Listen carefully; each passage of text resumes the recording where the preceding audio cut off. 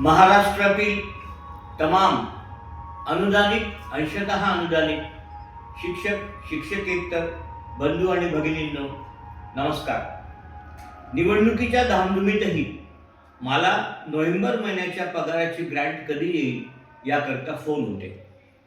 त्याही धामधुमीत 22 तारखेला एक निधी वितरणाचा आदेश निघाला, परंतु पुन्हा अंशतः अनुदानितचे जे लेखाशीर्ष आहे त्याला खूपच कमी रक्कम असल्यामुळे आज मी मंत्रालयात विशेष पाठपुरावा केला आणि अर्थ विभागाच्या सचिवांना पगाराच्या या लेखाशीर्षाची परिस्थिती समजावून सांगून आज ॲडिशनल ग्रँट 22 तारखेतच सोडवून घेतली।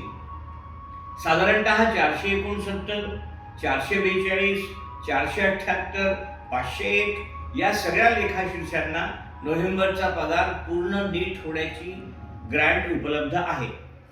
परंतु जिथे मी म्हणत होतो की 32-61 ला आता ग्रँटच येऊ शकत नाही, म्हणजे मार्चमध्ये जी तरतूद झाली ती पूर्ण वित्त विभागाने सोडली आहे आणि तिथे फक्त 3% रक्कम शिल्लक आहे, त्याही लेखाशीर्षांना आज अर्थ खात्याला विनंती करून 32-61 ला 27,06,48,800 रुपये, 33-61 ला 67,20,91,920 रुपये, 0511 ला 37,05,53,000 रुपये आणि 33-79 ला 6,72,34,000 रुपये एवढी ग्रँट सोडली आहे।